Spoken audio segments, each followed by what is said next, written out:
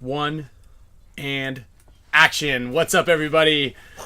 Welcome, welcome, welcome. Let's give you all an air horn that everybody's been waiting for. I think you guys hear it. All right, how do we look? You guys look great. Look at that. See, I told you we already tripled our viewership. Everybody knows. I hit the 4 p.m. hits. I got a notification from YouTube. Did you? Yeah. You guys have your notifications on? Does everybody have their notifications on? All right. Well, I hope so. Anyway, welcome to an awesome Tuesday. We've got some layout news. Well, I don't even know what we'll call it news. There's nothing news about the layout, but we've got some news also. But we've got layout talk happening here. We're gonna break it down for you guys. We played 4 days. He played 3 days. Collectively, that's 7 days. It's a lot of paintball. Yeah. Yeah. Plus, we might have a special guest joining us as well to possibly talk about it. Is this your heart ring, by the way? No. I found this in here, and it's not mine. That's not a ring. Well, heart. It's a heart necklace. It's blown glass. Yeah, it's probably one of the two females that live here. Likely story, Kyle. You put it on these puka shell necklaces that Dan Shella gave me. Dan, yes, I still have them. I lost the little. They're like a choker on me right now. Try them on. You got a rocket. No, there's a little extension cord that goes on Extension cord? There is. So There's like a power little. to your phone? Oh, it's right here. Yes, power your phone with this. Put it on to see it. Anyway, welcome to November. September 12th edition of the Spick and Span show. We're going to be doing the NXL layout breakdown. We've got a bunch of giveaways for everybody. We're going to do a giveaway right off the break. It's not bad. Yeah, you look good, dude. You should hit. You and Damien should go out. We might have Officer Bubble Bath stop in for a little bit. I thought he had a date. Well, we're just gonna bring this up. So Damien said I can't come over because I have a date from 6 to 7. Who goes on a date for an hour? First of all, in the evening, like I can see like a lunch Hard cutoff time. Hard stop time 7 p.m. So he might jump in before. He's like, well, maybe I can come in before, but I don't know. So hopefully we'll keep our fingers crossed that Damien jumps in. If you guys are joining us here on Facebook, jump over to YouTube and see what all the excitement is about. Live, you get a better view than what you're looking at the side of our faces here. I like how Damien was like the only one out of everyone like on Instagram comments, everything, that thought we were actually doing the show from inside on the plane. Damien was the only one. Yeah, that was good. So he texted us, he's like, you guys really doing the show live on the plane today? So we'll talk about that also. Actually, we can just kind of almost jump straight into that. Yeah, Kyle and I, dude, this is epic. And I know that you're glad. We had a long weekend of practice, like we said. And Kyle prefaced the entire, are we going to go on this Miramar. Thank you, Josh, by the way. Hooked it up with a private tour of Miramar Air Force Base, and we got to fly in this simulation of a C-130. And I'm not so intricate and sick that we couldn't bring any cell phones. I wasn't even allowed to wear my watch in there. Yeah. So Josh extended an invite. He's like, hey, I got this special thing. You guys got to come out Monday. And I'm like, I'm in. And Kyle's like, I'm already tired thinking about it. Because I got home at 12 from practice. And I'm like, just cooked. And I woke up and I'm like, all right, I'll go. I was like, dude, you got to come. This is going to be dope. So I was thinking, like, and he said, we're going to fly in this simulation. I was thinking, like, maybe, like, a couple steps up from that, like, the fighter jet simulation thing at, like, an arcade. Yeah. Where, you know, it's, like, open walls. I figured it was going to be a little bit better than that, maybe. Or, like, when you go into the USS Midway, it's kind of, like, fully covered and you're kind of, like, moves around a little bit. First of all, he's like, you can't bring your phones, or you can't even wear an Apple Watch in there. It's like, that's how secretive this machine is. And then you walk through, you go through the security, and you go through this other thing, and another thing, and the next thing you know, you go through this this heavy door. Do you see the little code thing on it? Yeah, there's like 3 unlocked things on there.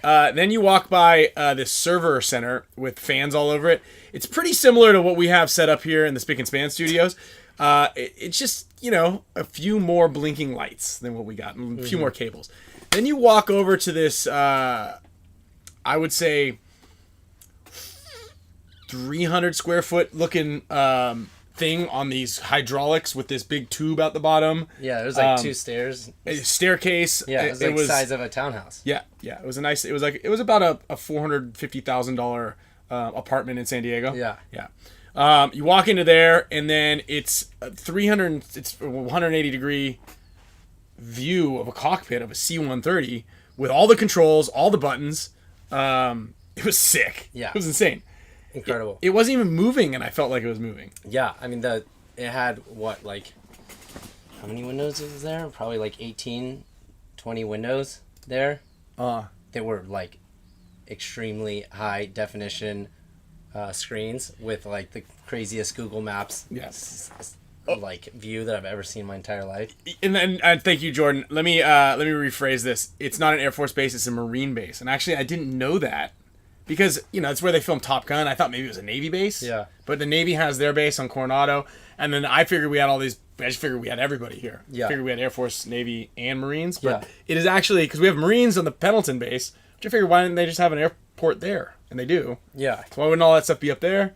So I just assumed. So anyway, it was a Marine base. Okay, I want to make sure that's all covered. I know that you guys have a friendly rivalry. Everybody's got got their thing. I've heard it all. Yeah. I support everybody. I appreciate everybody's support and what you guys do. But it was a Marine base. What was that? The simulator cost too was like $60 million bucks or something. Insane. It was insane. It was insane. That's for sure. So, we got to fly this thing around and all over San Diego. We flew around Afghanistan a little bit. Yeah. You did took a tour. I tried the backflip. I killed us. Yeah. Kyle did a nice barrel roll. Maybe it was an Elderon flip. I think Elderon is that planet they blow up in Star Wars, though.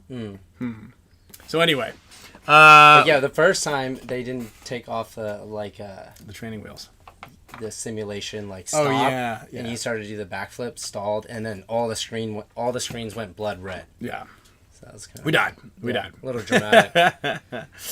And 610 Moto, we are actually HK Army is one of the several sponsors that we have supporting the Spick and Span show. So not only does everybody whose name in green, Trevor Schwartz-Gable, Dan Shelley, and Orlando, shout out to Lando man, Jason Motto, Jacob, Nick, Steven, all you guys who are in green with names in green, you guys are all show supporters. So we appreciate all of that support under the 3 membership tiers that we have available to everybody. But also HK is sponsoring the show for last month and this month, promoting their paint. As a matter of fact, they have a killer paint deal. I know a handful of people have already signed up. If you are playing the Chicago event this weekend, I'm leaving tomorrow, he's leaving tomorrow. So if you're headed to Chicago in the next day or two and you don't already have paint dialed in, please email teams@hkarmy.com and they will get you guys dialed in with a paint deal. Actually, I think it's a better deal than most teams already have. So even if you have a deal that you think is good, shoot them a message and try to sign up and grab the special paint deal. Say the Spick and Span show sent you guys. Mm-hmm. Also, Gen X Sports has a pod deal.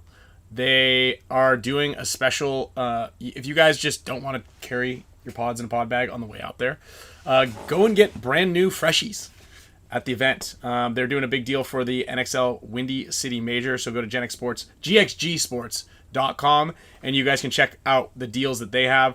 I believe if you pre-order your pods, I'm pretty sure it's still going on, but if you pre-order your pods, you might get the golden pod filled with not only gumballs, but I believe you also get free pods out of it. And if you already have pods, but they're not Gen X, you probably want Gen X pods, because most of the other pods aren't very good. Yeah, if you guys are messing around with the pods, they have bubbles on them. Yeah, if they've got any kind of rigidity to them, you don't want them. You want the smooth entry, the smooth exit. Yeah, Velcro around them. Remember the clinic at with the tape all over? Dude, yeah, I was watching people, and you know who you are. If you're watching this, and we've had a discussion about your pod situation, and you're over there, and you can't just pull the pod out and load it like that, or you have to turn it around. You're figuring out because you got 4 different pods in your pack.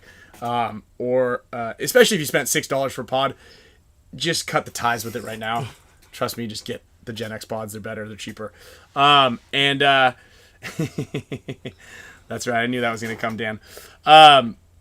But stop fuddling around, because every little thing can add up. Do you use the hard packs or do you use the soft ones? I use the soft floppy ones. Yeah, I like the soft ones. You like guys the hard ones? No, okay. I use the soft. We just got made these sick AC Diesel Empire soft ones. They are really, really nice. But I've been like wanting that all year. Of like the soft pod. Yeah. So you got to make a special request for that. Yeah, but you got to know somebody. Just got it. So you got to know somebody. Watch out. In this event, I got a soft pack now. Everyone's in trouble. Yeah, if your pack doesn't fall flat when you're crawling down the snake, someone might get you. And sometimes it's like, I feel like it's tougher to get those certain pods in there. Yeah, especially if you got tape on them. Yeah, or if they've got bubbles on them, if they've got ridges on them. They're white. If they're white, for sure, that's a problem. Get rid of those. That's a big one. That's a big problem. So yeah. Anyway, Chicago coming up soon here, and that's exciting. So yeah, Damien did think we were actually gonna be doing the show from a C-130. So then we got into it was more of like a tag team. Yeah. And he's like, I've been on a C-130. They don't have Wi-Fi. We're like, yeah, they've got it all. They've got radar jammers. They've got flares. They've got like lasers, and they've got Wi-Fi. They put Wi-Fi in it. This is the Gen 8 model, dude. Yeah. You were in the military like 6 years ago. Your janky ass C-130 didn't have it. We had the Wi-Fi, and he was We got the military contract for Spick and Span. He really thought we were. And then I think he got it though when I said, because he was like worried that we weren't gonna be here and he was gonna have to meet us somewhere else. And I was like, no, it's fine. They're gonna drop us off at the house by helicopter before you get there. So, dude, imagine if that we've almost made it. Yeah. I mean, we've got almost 400 supporting members. So thank you guys, everybody who's in green. We've got almost 400 supporting members. So I feel like if we double that, maybe if we get to 500, we're getting choppers. We're pretty close, I think. I'm going to blow the whole budget on the chopper. That'd be good. Get a little Starlink and chopper. At least remote control helicopters. Let's do some of those. We'll start there. Slow them with a camera. Yeah. Drone. You mean a drone? Drone. But it's a helicopter. Yeah. It's like a toy helicopter. I don't know that I need, like, I feel like you need to be wearing these anytime you're flying a drone. Like, if you were to be flying a drone around me, I'd wear these. Yeah. I was watching some jet videos because obviously, I love jets. Yeah. There was like these cool jet drones. Pretty sick. They're like shaped like jets? It's a mini jet. Like, I know what we're getting. Well, they have the RC jets and planes, and they have that little flying station right there on by SeaWorld. By SeaWorld. Yeah. Fiesta Island. You can fly like little jets. My buddy, that dude James, he has a bunch of those things. Like, that's like one of his hobbies. He flies, and then he's got a flight simulator, and then he's got, I haven't told him we did this thing. He'd probably be pretty jealous. Dang. But he's got like RC jets. I want like an RC jet that actually like makes the same sound, so that way then I could like fly it over Kate Sessions. People are like, what is that mini jet? I think you can do something like that. Yeah. Does anybody else out here? Do you guys have a mini jet? Mini jet? Does anybody have a mini jet? Not a private jet, not a PJ. Yeah, you should get an Osprey. So I don't know if I trust those Ospreys. I feel like they look really cool, but didn't Josh say they're pretty dangerous? Just a little dangerous. So I understand how helicopters are also pretty dangerous because it's like two forces constantly fighting each other. Yeah. The tail rudder and the actual thing, and it's just like something's about to break constantly.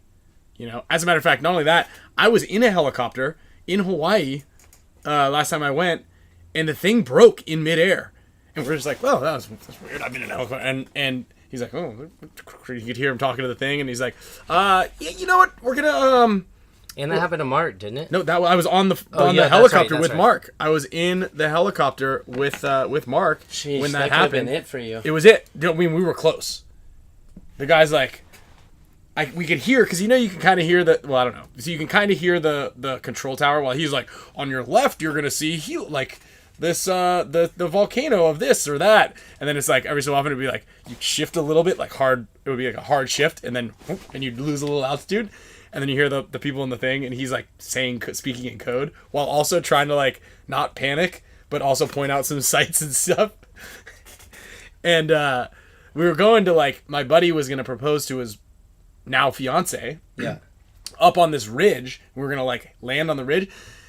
So, and I kind of looked back at Mark and Alex, and Mark was like, you know, did one of these things, but he was, like, also holding onto the seat, and they were like, she was freaking out. She was calling her mom, saying goodbye. And the helicopter's doing this, and you can kind of hear it's like, do you need to land, like, immediately? Like, do you need an emergency land? And he's like, I think we can make it back. And he's like, hey, sorry, everybody. And then Mark was, like, holding on, and I looked back, and he kind of gave me one of these, and I go, oh, this is part of the plan. We're going to do a emergency landing on this cliffside, and then he's going to get out, and they're going to be freaking out. I'm going to get I was the photographer also. Yeah. And then he was going to, I thought this was all part of the plan, so I'm like, oh, cool, no biggie. Yeah. So I wasn't really that worried whatsoever. So maybe that helps me out a little bit. And Camille was home, like, decorating the house and all these congratulations things. Yeah. We land the helicopter back at the thing, and it was like... So the rudder, one of the two things, went out of timing, and it was, like, failing. And alignment was off? The alignment was off. So, yeah, the guy... They said it was a pretty dire situation. But we didn't... I thought it was all part of the plan, so I was still having a good time, and she was in the back calling her mom, like, goodbye. Damn. Like, for good. Oh, that was fun. That's scary. So, yeah, helicopters. I don't trust those very much either. Anyway, that was a little bit of a tangent, but that was fun. Welcome, Eduardo Benedetto. You're going to get an air horn right here. I'm going to put your name on the wheel. And actually, we're going to spin the wheel early just because, HK wanted us to. And we've got... Where's that box? Oh, this box. Let's see what's in there. We're going to give one big item away right now, here, in a second. We're going to get these things one of these days. One of these days. Hopefully I'm not blowing out everybody's ears every time. Oh, yeah, let's give these things away. I think they mentioned it. Let's give these things away. So, these are being... here you go. This one's yours. We'll open these things. We'll plug these right now. There's a headband case in there, too. We got some special headbands being made. So, if you're... I think this is like a new thing. Like, people are into this. Nice. This is a deal here. Look at this. Yeah, I saw on Marcelo's newest video. It's 33 popping. He's got the 33 popping. The 18's also now popping. Dang, look at this. How nice of them. Yeah. So, HK has got some bling coming out, boys. Gonna be 81 or... I could be, actually, yeah. I could be 81 or 18. Let's see here. I'm not much of a 28? Necklace guy. I'm not going to wear the puka shell, but yeah, if you got your number and you are ready to put the chains out, I feel like this is like a new, I don't know what the best. I see a lot of people wearing these that actually outside looks good. their jerseys. Yeah, that's a nice look. Here we go. It's the same, what do you call this one? What do you call this chain? You like this? Gold? No, the design, like the Cuban link or something, or? That's not a Cuban link. Okay, see, now you get what I'm asking though, because it matches the same one that you have. It's like a box I don't know chain. what it's a box called. Chain. Yeah. There we so go. David Yerman a little bit. Nice. Let's put this thing on. So anyway, I don't know how we get this thing on. Anyway, HK's got these things. You can show your pride here for your number.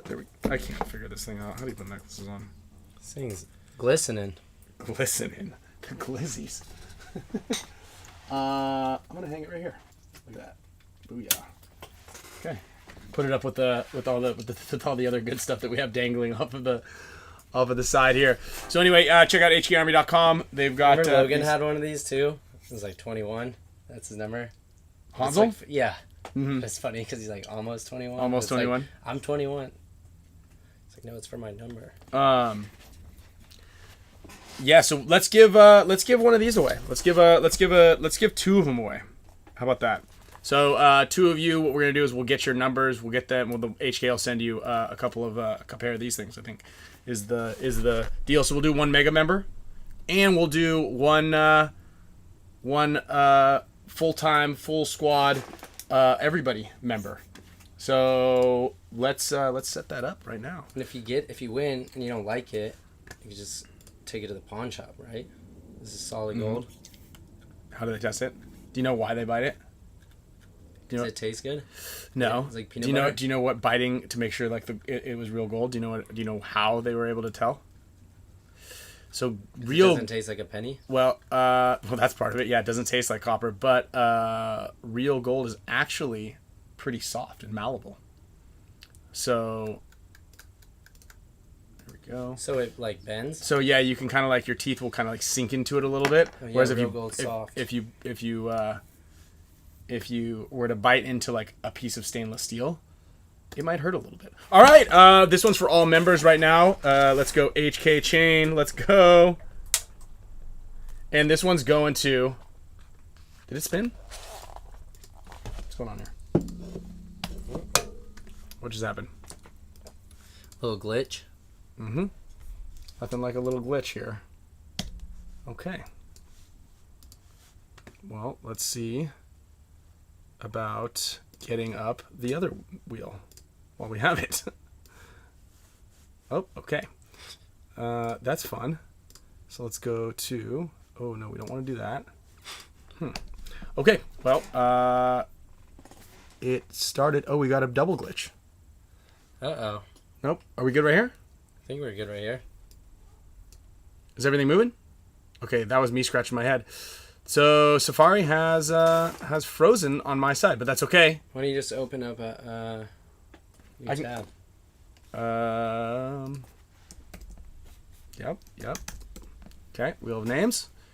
And booyah, something just happened. Edward Horba. Okay. It was a mega freeze. Okay. Are we still going? We're still going over there? Yeah, all right, we're going to... So there was just like a...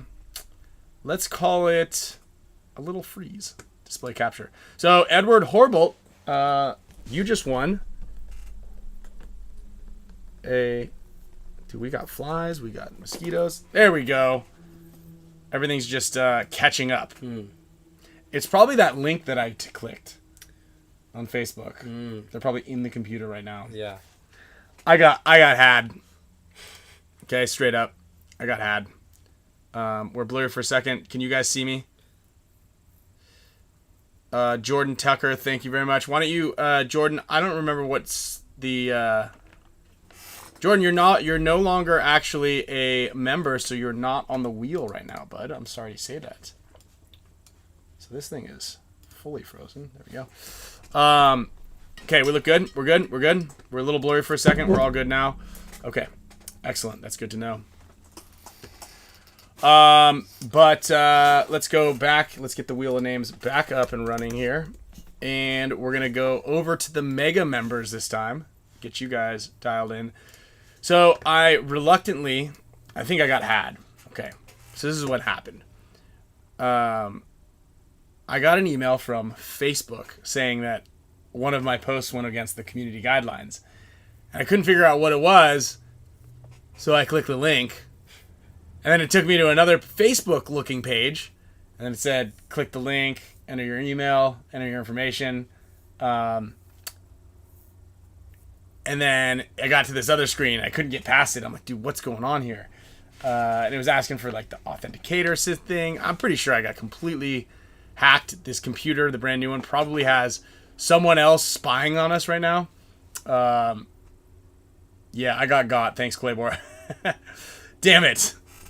So then I got a hold of one of my buddies who kind of like works on a lot of Facebook stuff. And he goes, oh yeah, don't click that email. It's for sure a phishing scheme. And I go, may have already clicked it. I'm calling you because I'm at a like a roadblock here. Jared Couture, you just won a chain. So I'm gonna get one of those Instagram messages from you that's like, hey, I can't access my account. Do you mind calling my phone? Call this number and give me the code, and then I'll send you $50. Do you remember when that was happening? No, but I do get an email from Johnny Perchek every couple of weeks, and it's like, hey, do you remember this girl? And it's like, it's a link to like a folder, and I'm like, yo, Perchek, you got hacked. He's like, that's not me. You got hacked, and it knows you're a friend of mine, so it sends you an email from my email. I go, that's not how that works. I mean, but then again, yeah, maybe I did get hacked because I just got by that other thing. There you go, Jared, and he's in here. If we did Cutthroat, you would have just won. So, Jared, both Jared and Ed, some of the data that we do not collect on you which is nothing. We get nothing aside from your email, your YouTube pages.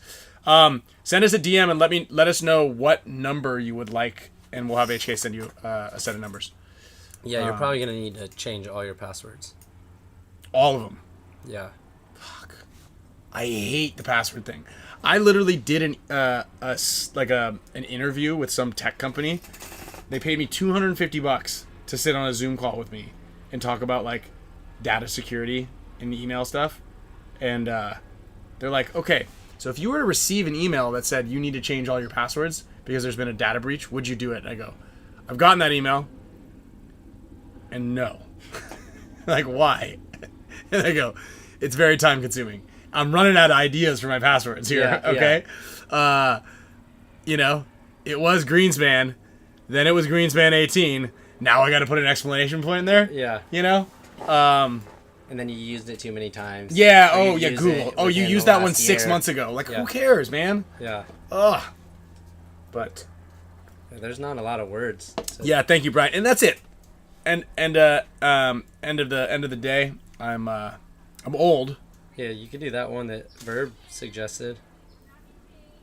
Yeah, but then like I won't even if there was some sort of like problem with me remembering anything, I for sure would never get that. Yeah. Currently, I've got like 5 iterations of the same word that I can go on there. I use like addresses and stuff. Hey, please guys, don't use this and take me down. Please don't take me down. All right. On the lookout for your some messages from you. Yeah. Oh, we're stuck on Wheel of Names. Yeah, there's something happened. I probably shouldn't have been logging into all that stuff. Great. Oh, look at that. Aileron roll. Yeah, it was an Aileron roll. Aileron roll. Aileron? Aileron roll. Aileron? Yeah. Alrighty roll. There's not a lot of words.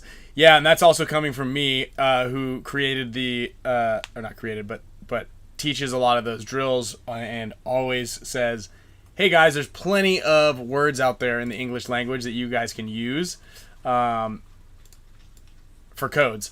And actually, speaking of codes, that's one of the things that I did want to talk about specifically about this layout in particular that we're going to be breaking down a little bit today.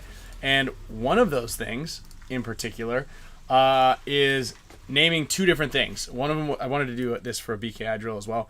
But there's a couple of bounce shots on this field. Not as many as normal, I don't think. I think there's like a handful of them. But you need to name bounce shots, I think. So that way, and every one should have like a new name, like an Alpha Bravo Charlie. So that way, if I'm like, Kyle, shoot the Alpha, you're in a position or you're in like a quadrant of the field where that bounce shot might be possible.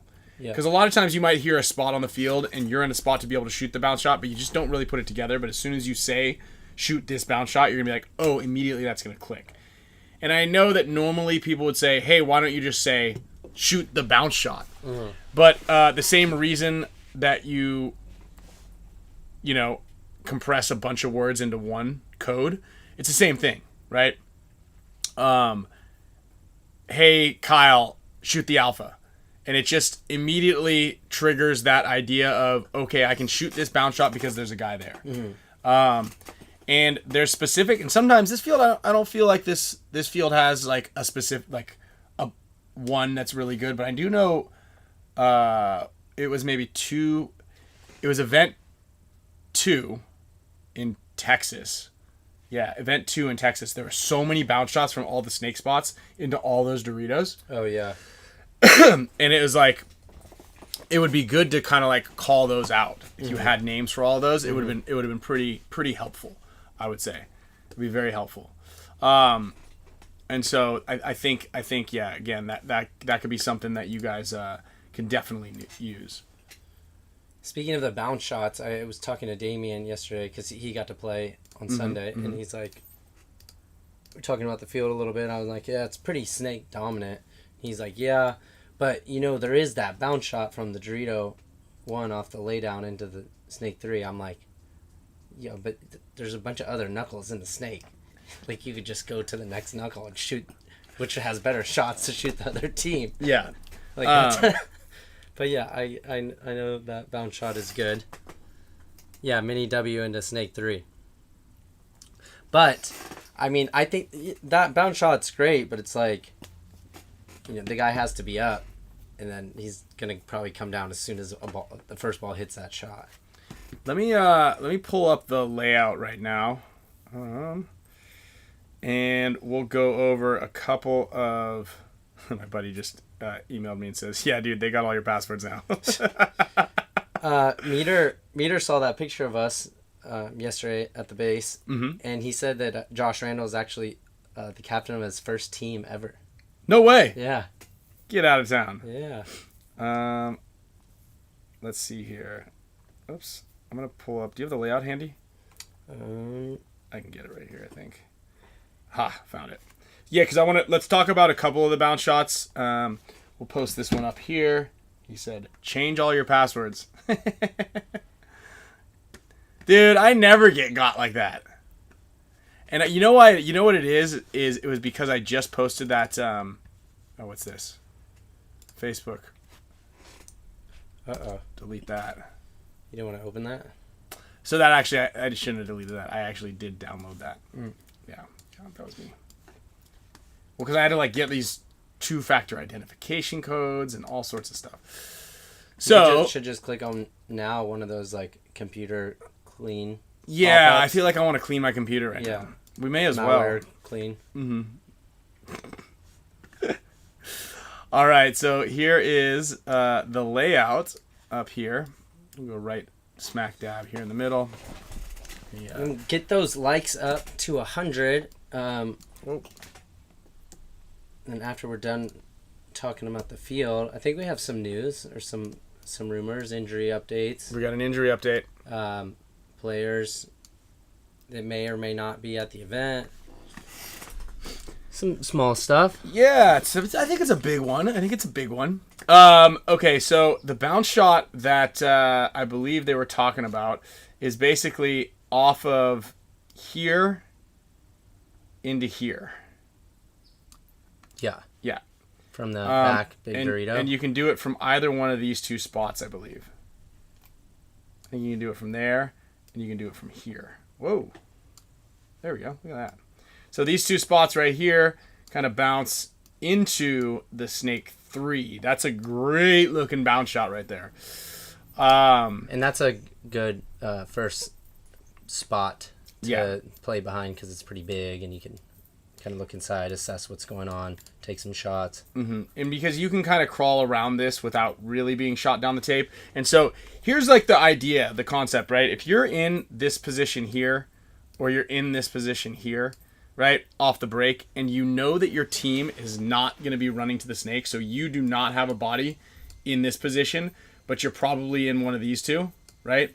So you're not in the corner or anywhere to defend yourself against the snake. And the bad guys make it into the snake, okay? This is what's crazy about this wild about this layout. This guy can go wherever he wants. He can go all the way down. He can actually come right here. But especially in divisional play, this guy dives in. Maybe he doesn't hear if he has a mirror. So what he's doing is he usually just crawls to the snake 3 and he's going to look inside for these kills right here, which is why these bounce shots are really good. You know, you let him shoot at you a little bit and then you start shooting at it.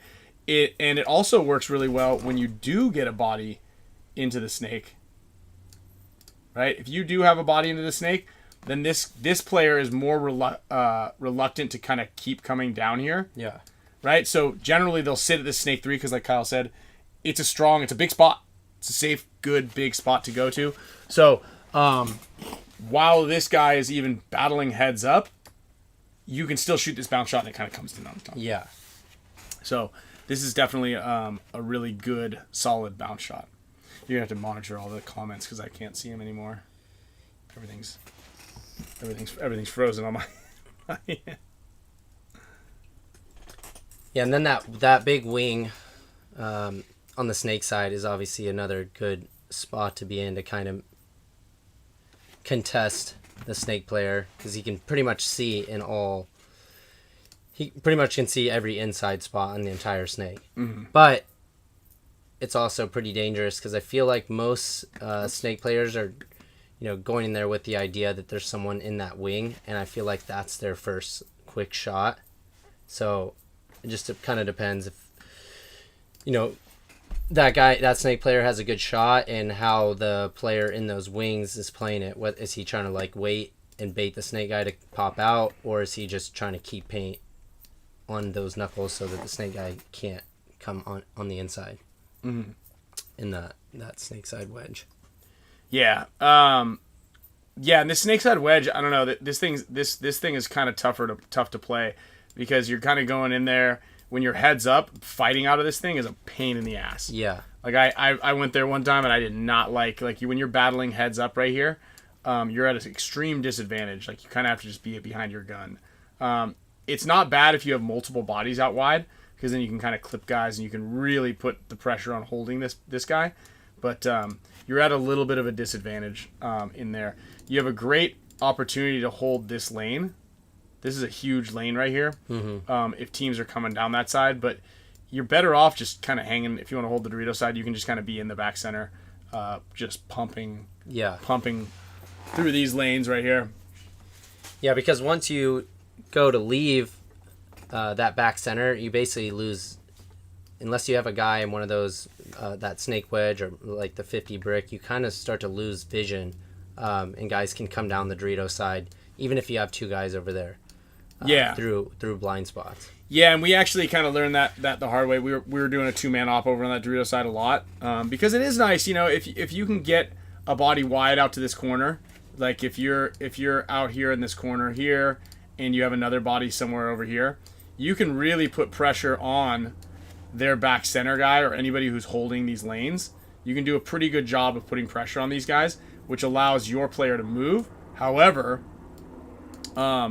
it makes it tough because a lot of times teams are putting extra emphasis going this direction. And if you don't have somebody in the back center holding this, then it makes it kind of tricky. And the flow in general is pretty tough to do that. Did you feel like that bounce shot was pretty effective off the little Dorito into the back center? No. We tried it a lot. We tried it from both. And this is the shot that Kyle's talking about. Is if you're wrapping, I think you wrap this one, right? Yeah. Yeah. So when you're shooting here. At a couple times where it was effective. It kind of goes in there because. I think Sam Monville shot 9 pods into it at one point, and I'm just like all the way on the ground. It's a little bit hairy, but. So could you see from the back center on? And here's the other thing: like our layout was a little off, and we kind of knew it, but we still didn't do anything about it. You couldn't see this though, right? From the back center, you had to be off the back center a little bit. Yeah, at the gate, at the start gate. Right. Yeah, as you came up to it. But if you're in the back center, you can't hold this lane. Right? No, you can just see the outside of those two. Yeah. So that was another thing, right? So like one side of the field could kind of see it, and then the other couldn't. So like you could just run to this safely and then just walk into one of these two spots pretty easily. Well, you could shoot this guy because you can kind of shoot right over the top of this. But you could easily, the move is if you wanted to be safe, you go to here, and then from here you move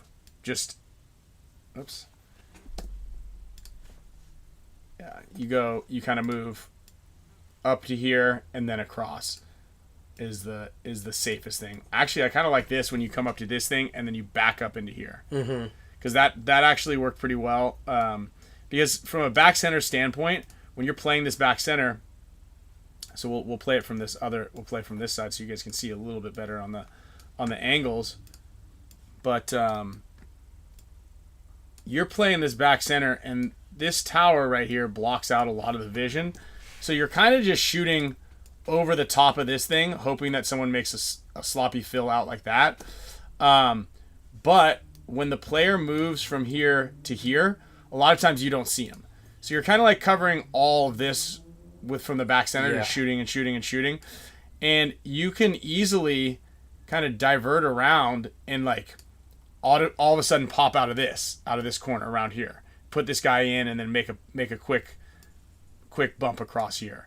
So the back center has a slight advantage, but because he can only really see like this, he can see around this thing and here. So he's kind of like shooting at all of these positions. It did make it, I don't know, I played that spot a lot for like the first half of our weekend. Mm-hmm. And when people would go to that wedge, it was a little bit difficult to deal with that because that guy can come out of like 5 different spots. Mm-hmm. He can come out on the outside, he can come over the top, he can come out on the inner part, which is that one I felt like was kind of the scariest if he came out on the diagonal part of the wedge, because if you're looking more, if you think he's in the Dorito 1 and you're trying to hold the outside, if he comes on that inside diagonal and you don't have complete vision on both sides of that and he sends an accurate shot, it can be pretty dangerous. Mm-hmm, mm-hmm. Yeah. I think for everybody out there, I believe that most likely the snake was very makeable. And it was certainly difficult to shoot that guy. Yeah. The back center doesn't really have, even though he did have a pretty good shot on it on our field, it wasn't supposed to be. But you can this was like the best 2 shots on the snake off the break was from right here and right here. Yeah, so, and I love that they do this, that Jason has been making the fields like this, because those are both really good shots, but they're also incredibly dangerous. Yes. So if you decide that you want to do that shot and then maybe the team doesn't go to the snake off the break that point, like you're kind of in a situation where it's like you may lose that guy that's in those blind zones. Mm-hmm. But I'd almost say, like, based on how this field is, it's like maybe if you're trying to get somebody off the field that's a good player, like I would maybe give him that body for your body. Yeah, and you know what? Actually, this is a great lesson for a lot of you guys. If you're not playing a tournament on this field, so if you're not playing the NXL this weekend and your local field doesn't have a tournament going on this layout this weekend in particular, long shot guys, I'm kind of talking a little bit to you. Remember the first WCPPL event, which there were blind spots on each of the left and the right sides? Yeah. And you could stand there, but you got to be confident about it. Like, yeah. If you go to the BKI library and check it out, there's a link down below. There's a blind spot section on there. One of the biggest things is you got to realize that you're in a very compromised position. Okay? And obviously I was having my guys test it out and try to get comfortable with it in a tournament.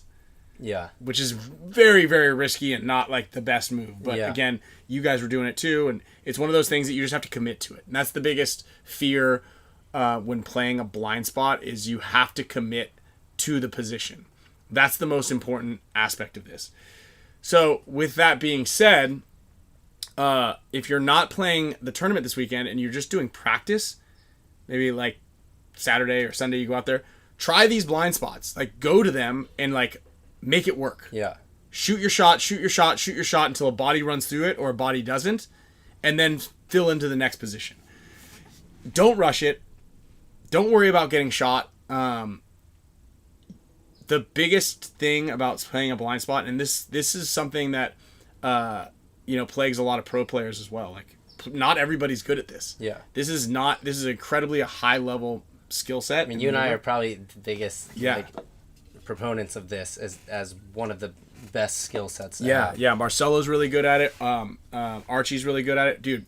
R.I.P. Bobby Aviles was one of the best to do this. Yeah, dude, he was so good at this sort of thing. Damien Ryan was always good at it. Fedorov does it. I mean, there's some guys in the league that are really good at this sort of thing, and it basically comes down to what Kyle said. Yeah. Kyle said, if there's a guy on the field that you need to get off the field, and you know that he's going to the snake, if a team is going to the snake against you almost every point, and you are going to anticipate that he's going to do it again, and when he gets there, he shoots all your guys, like, put your body at risk and get that guy off the field. And the best places to do that are from these 2 positions right here. Those are the best 2 shots on the field, and don't rush it. Just go there, and if you're going to get shot, you're going to get shot. But don't miss the shot because you're rushing it and then also get shots, That's the biggest thing. So...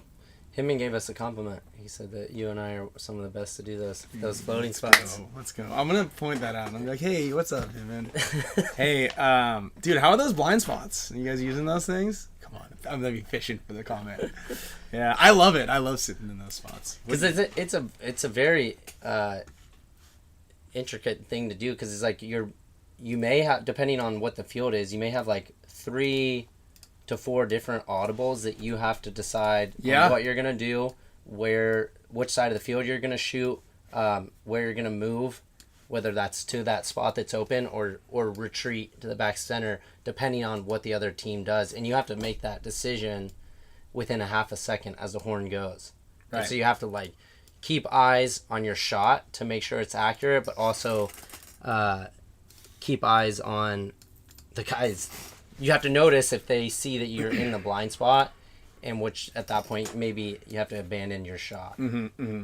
Yeah, I mean, and then the other cool thing, which I did like, is you can kind of like read what's going on in front of you. Yeah. I preferred this one.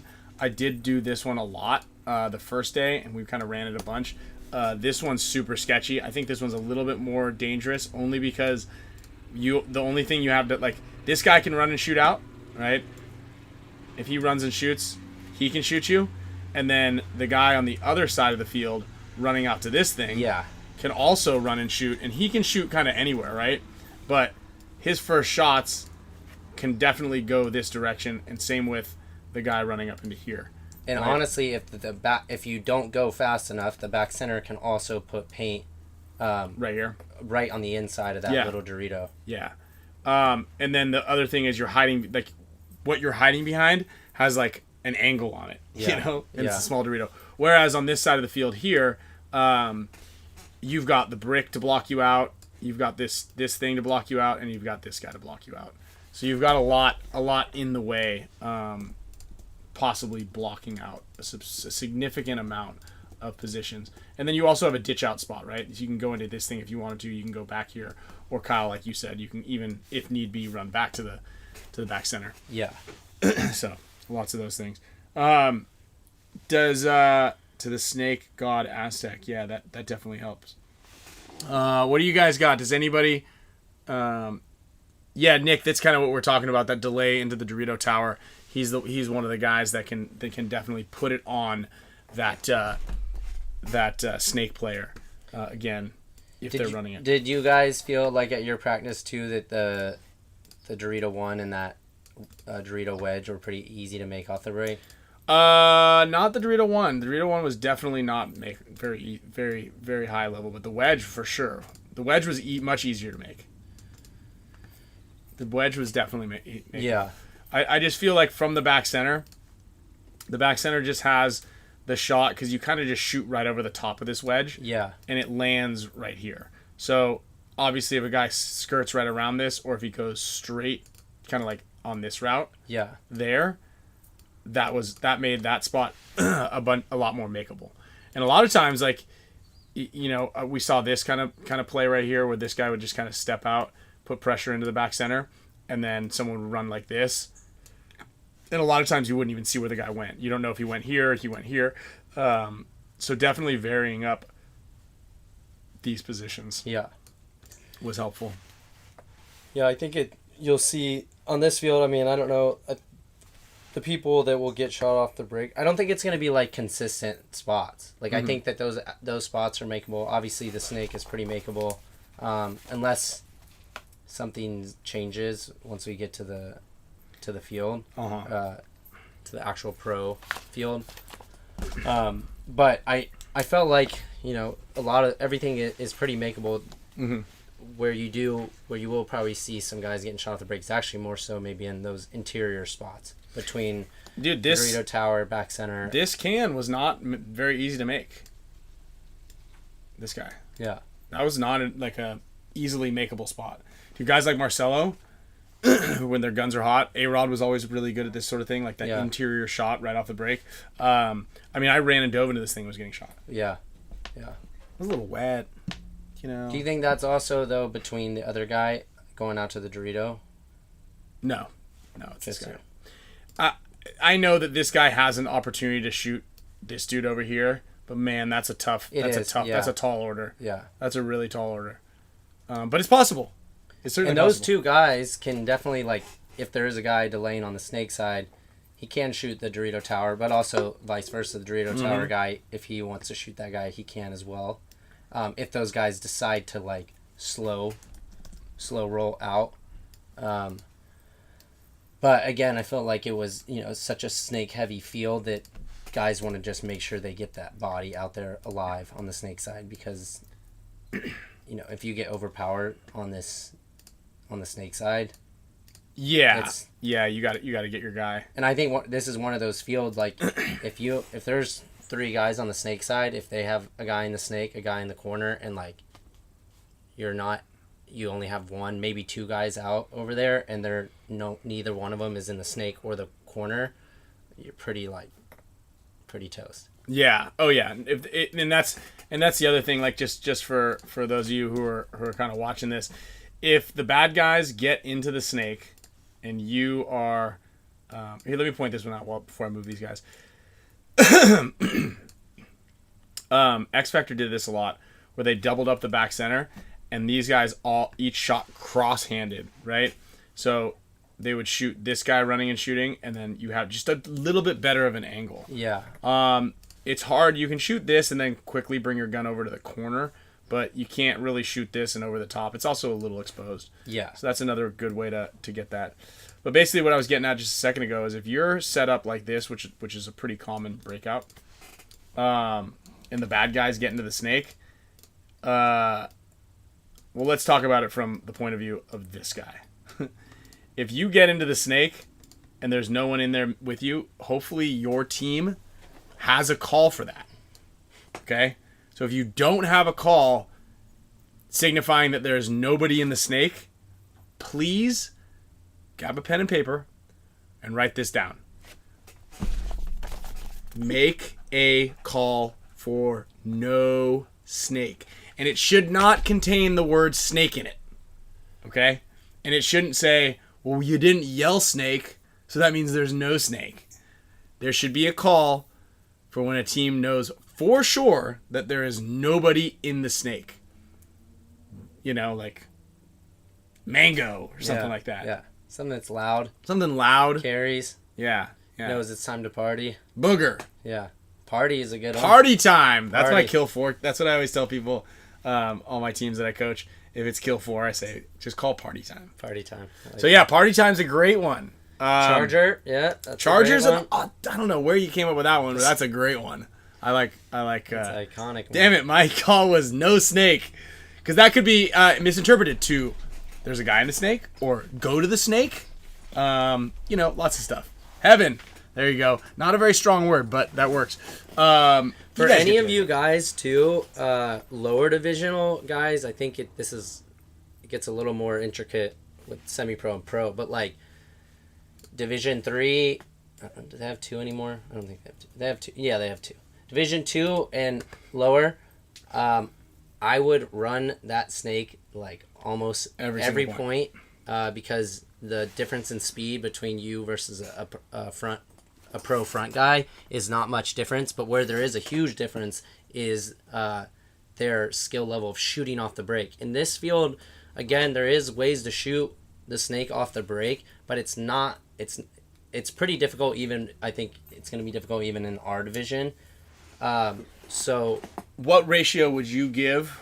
I kind of already know this field, but as like an acceptable success rate for making the snake. If you're 50-50, do you say just keep running it? Do you think it's like 70-30? Like if you're making it 3 out of 4 times, like run there every time? Yeah, I think it's probably going to be like on a low, like 70%. But what is your threshold? So like if you're like, let's not run it.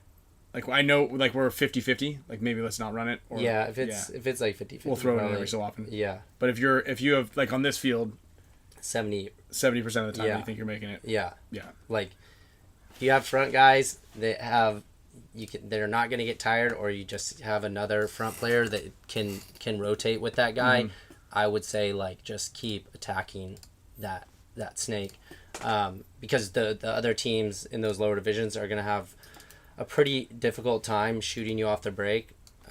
I would say like in those lower divisions, maybe like 1 or twice out of 10 times that guy gets shot off the break running snake. And then pick on those like interior guys. I was talking to a D5 team out there this weekend too, and like they were like so focused on shooting the outside runners, but like the teams that were playing were like bigger guys going into those spots, going slow. And I'm like, your success rate of shooting those wide front guys is like you're rarely hitting them. Pick on those inside guys and then just match them at least. And maybe, you know, you're both in the snake or you're both in the, you know, Dorito 1, Dorito 2 area, but you've shot 1 or 2 of their interior guys out. Take that 5-on-4 or 5-on-3 any day, no matter where the player that you shot out was. Yeah. So the next one is, you know, as far as codes, I kind of put a couple of different things in there. You know, obviously name that there's nobody on the snake. You should definitely have a call. Well, your back center guy, whoever's holding the Dorito side, should be in the habit of constantly talking. Yeah. Right? Dorito, like, just not like screaming, but like every 10 to 15 seconds should just kind of like make it known that he's still alive. And that's the important thing, because oftentimes it's your back center guy who's holding that, and everybody's in front of him. Mm-hmm. And so if it's a good one, right? I know when Marcelo's dead. Yeah. Because I just don't hear him talking anymore. And he talks a lot and he's loud. So if I'm like, it's getting a little quiet from him, I'll be like, oh, Marcelo, you still alive? And it'll be like, yes. Okay, thank God. But if I don't hear him talking for a little while, I go, something's up. Yeah. Something bad might be happening, right? And it's important to have that type of understanding, because let's flip it over to the Dorito side, is if you don't have anybody watching that Dorito side the entire time, then someone can just run down the field. Yeah. And it happened to us a bunch. Like, we're like, oh, let's put 3 guys over here and 2 guys over there, and you guys get to work. And all of a sudden, X Factor would be in the 50 Dorito off the break. Because as you run out there, you're like, you kind of like dive into your spot. I played the Dorito side one time, and I'm like, all right, let's see see if I got it. Yeah. I dove into the spot. I get up. There's no back center. I shoot at one guy, run straight to the 50, and start shooting guys. I'm like, dude, Chris, this shit's easy, man. He's like, was the back center on you? And I go, no. Yeah. He goes, dude, he shoots at me every single point. Yeah. Dude, Chris is the man. He played so well over there. It's a lot like what was event 2, right? 3 guys snake side. It was that wedge, the snake, and then the California. Those 3 guys kind of like playing together over there. Yeah. One guy in that center, either command center or back center, holding the Dorito side, and then you just put your lone soldier out on the Doritos. Yeah. And go, hey man, don't die over there. just don't fuck up. Yeah. Play perfect every single point. Play perfect every single point. That takes us to another point. Guys, if you are that lone person, right? This is that, if you've done a clinic with us, we've probably spoken about the island or we've done the island drill. Take that into consideration, okay? Really, really make sure that you understand the scenario, where you are, where the rest of your team is. If you're playing by yourself on one side of the field, don't push it too much, because if you die, chances are your team is now without any type of offense on one side of the field. You know, and that's an important one. Also, a great call to implement, and it's funny because in Paris the other week, I used it with Colt. We have an earthquake call.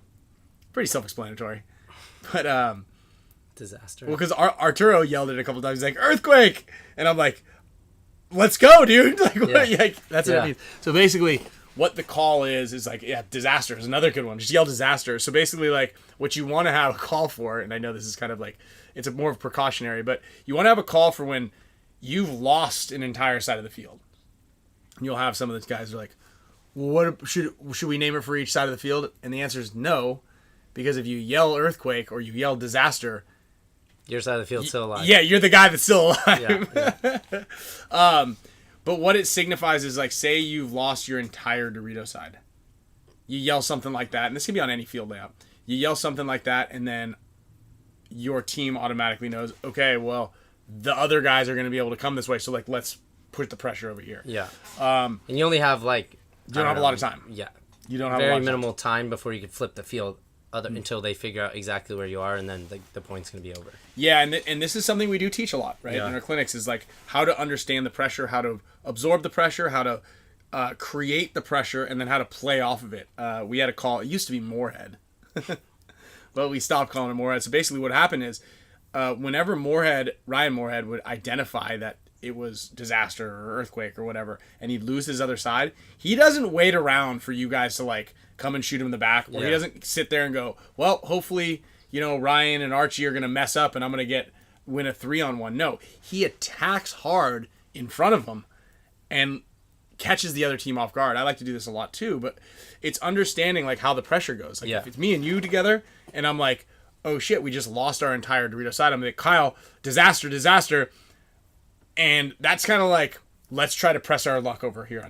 Instead of being like, hopefully, sometimes the scenario in which you're playing kind of dictates a little bit of this, but you don't want to wait for the other team to like figure it out. Yeah. Sometimes it happens quick and they're like, oh, they haven't gotten the kill 3 across or kill 2, charger call across to the other side of the field. So you utilize that opportunity to catch the guys in front of you off guard. Yeah. And then a lot of times when people are like, oh, cool, we're winning it. There goes Dalton down the Dorito side. Like, he's got this. And then all of a sudden we're bunkering you in front of you. Like, what just happened here? Yeah. It's a great way to catch people off guard. I saw someone was Pressure saying management. too about like shooting. You're shooting the sandy toes. I was shooting the snake off the break from the home very consistently, but I think the gap was off on the field. There shouldn't be at any point from the back center on the snake side that you can see any gap. Yeah. So if you see a gap, that the field's wrong. It's the only shots you really have are blind shots over some of those over that middle, either in between the two doors or over shooting blind shots over the snake side wedge. So, and I'll kind of illustrate it here. Unfortunately, that's how it was on our field. Yeah. Is you had a clear shot right through here. First day, it was only on one side of the field and not on the other, so it's kind of nice because you're playing on one side of the field and you're like, could be like this. You go to the other side, you're like, it could be like that. Yeah. That was always why I liked sandbags for bunkers. Yeah. When we played at Pendleton a long time ago and we had sandbags. You move it easy. And you're like, well, if they move, could be like this. Could change the fit layout a little bit. I confirmed it with Jason, I think the first day, that you will not be able to see a large gap through here. So if there's any type of gap, it'll be created by a deflation in this pin right here or a deflation here. So if you have an early morning or late evening game, you might have a gap. But you're not supposed to have, there might be like a really thin one. But I took a picture of our gap and I said, hey, is this what it's supposed to be like? And he said, absolutely not. And then we did not change it. So, I mean, man. Yeah, I said it a bunch. I'm like, hey, this gap's not going to be here. Still shot through it though. Someone asked too, like, do you think there could be some slow points? I think it slowed down a little bit at some points, as far as like if guys were along the back, like, or if guys had both corners, and then maybe there was one other guy kind of roaming between those the center 3 bunkers. It's like a low body situation with 3 guys left. Definitely can be some low body situations, and it slows down. But that's kind of with any layout, and it's when you lose a body, right? You lose somebody and you can't quite figure out where that body is. It'll slow down, but there weren't a lot of long points. Nick, you mentioned shooting over this corner of the wedge. It's just wasn't really there for us. You can definitely do it from this blind spot right here. This is the spot that I was having very little success, but I could definitely see the guy. Like, this is a good shot. Yeah. Right here. Standing, you're exposed from both sides of the field, but this is certainly a good shot on the snake runner. This shot did not exist, at least not for us, from the back center, and you can kind of see it on this. You can shoot over the top here, but this guy's already on the ground. Yeah. That's going to be a little high. If you're super tall, Nick, how tall are you? that can he got 3 kills from it. You must be tall. And how many points did you play? And are you sure you were the only one shooting? Lots of variables, right? We did a lot of breakout drills. The ground was a little hot. We got there on Friday. Short Kings, let's go. Yeah. Let's go, Nick. Just lucky. No, if the guy's running a little big, which a lot of people did get a little lazy on it, if they dive a little late, there's a lot of variables that can go into that fact. But from my point of view, and my perspective, this shot over the top here wasn't great, and the shot on the outside of the wedge just wasn't really there, unless the guy kind of slid big around this thing. Yeah. Wedge, it sounded like either too close. What's going on with these little heart things? Are right in the way to the 50. Yeah, I don't have this. They're just right in the way. So anyway, hey, real quick, we've got 100 more viewers than we have likes. So let's go ahead and get those likes up to 100, and we'll throw in another little prize for the viewers. How about that? We'll do it for the viewers. There we go. Hell yeah, DU. Sorry, just got here, but smash that like button, y'all. Appreciate that, man. What news do we got? So here we go. We got some news. Well, here, let's do this one real quick while Dan Shelley's in here. Okay. This is pretty sweet. Oh yeah. Yeah. I looked at that. Yeah. This is good. This is coming soon to a website near you, to Amazon near you. To hopefully you have That some was a very kids. wholesome book. It is, right? Very wholesome. Dude, I loved it. This is a project Dan Shelley has been, working on, and myself, I've been helping him out a little bit. You might recognize this guy right here, huh?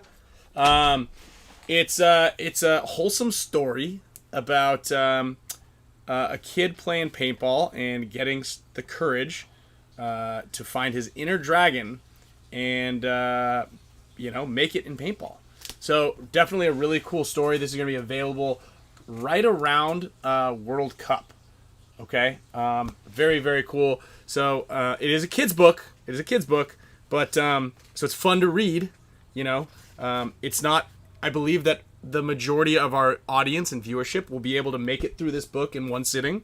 Not a lot of words per page, but very colorful, and it's a really cool story about, like I said, this kid who, was a little reluctant, lacked a little bit of confidence. I'm not going to ruin the end of the story for you, but it's his journey, as a reflection of all of our challenges growing up, struggling to fit in, and dealing with acceptance and confidence. So, great stuff here. So thank you, Dan Shelley. Dan Shelley wrote a book, released it. He's actually in here right now. There we go. And he wrote a little book called The Lost Orb. He's a Champions Club member, and he, posted it in there. And I think a lot of people in the paintball community got behind it. His first book was that one, and this is his second book. He said, "Hey, we kind of talked, and we're like, dude, it would be cool to do a paintball kids book." And he goes, "Let's do it." And that was at the beginning of the year, maybe. Alex can certainly read this. I think he'll stutter a little bit. But Alex on your team? Yeah, Alex FRAIGE. No, I'd say it's pretty easy, but it's cool, man. There's a little dragon in it. There's a little you got the kids using a force. I mean, come on, he's got the right gear going on. He's got a HORMESIS jersey on. He's at a cool little trade show right there. We got the Shelda photos, the Dynasty booth, the BFP gear booth. Again, really cool story. Really fun project to work on, and us paintball players do need picture books. So it's certainly something to get your child, to get your family as a cool little tableside read. We're gonna have some signed copies available on the Dynasty website as soon as this comes out. Hopefully we'll get first crack. We'll definitely do a little pre-sale on this, and we'll make sure that you guys get some cool collectibles out of this. It's really cool. Nice. Great story. So excited for this. Thanks, Dan, for letting me be a part of it, and letting helping again to grow the sport, getting people interested in the sport from a young age. If we can hook them at like 2 or 3 years old, 4 years old even, we can have Dynasty fans forever. Yeah. Generational Dynasty fans. And there we go. Alex in here? Yeah, you want to give him a call? Let's see if he's in there.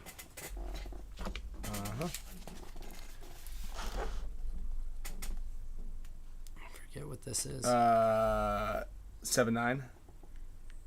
Yep. 2. 6. Yep. There we go. Got it. All right. So now you guys have my ATM pin and my password to my Facebook page. So yeah, we're almost to 100 likes. I'll also, as we're trying to get Alex into the chat here, I'm going to bring some breaking news here. Alex FRAIGE is playing the event. He played really well on both the snake side. This Chicago event has vibes of the Chicago event where Alex won the MVP, Golden Barrel, when he just basically teleported into the snake every time and got multiple 5-packs. That's what we need. We need a snake that Alex can just kind of cruise on into. He played the first day in shorts. I saw that. I'm talking shorts. I know. That's pretty wild. There he is. Let's get him. So definitely played really well over there. He also played over on the let's hear what's he gonna say. What's up? Oh, hey. We're trying to get our show up. We're trying to troubleshoot. Trying to see if you could help us. Yeah. We're just... I'm busy. What are you doing? Oh, no. DMV's nuts. Yeah. You can thank your buddy Oliver for buying that stupid motorhome that I'm now dealing with. Here, Alex, here's the keys. We didn't pay the registration and we got a lot of parking tickets. You're going to be there for a while. Oh, it's closed? No, it's not. I have a reservation. Looks pretty close. Yeah, you got to wear a mask.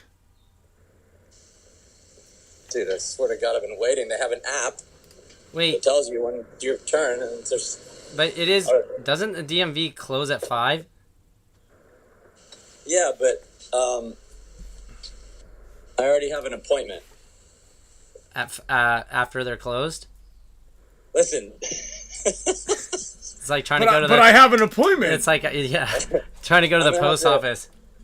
I'm going to need you to help me explain this to them. But I made reservations. Oh, your tacos are ready. How am I going to get in there? I'm going to have to wait here till 6 o'clock. Yeah, I thought all DMVs close at 5 p.m. It sounds like they're still open in there. They are. Look. Wow. 5 p.m. You're going to have to wait for someone to walk out and then just scurry That's in. what I'm doing. This is the exit here. So what's your game plan? Run in when somebody walks out. That's your game plan?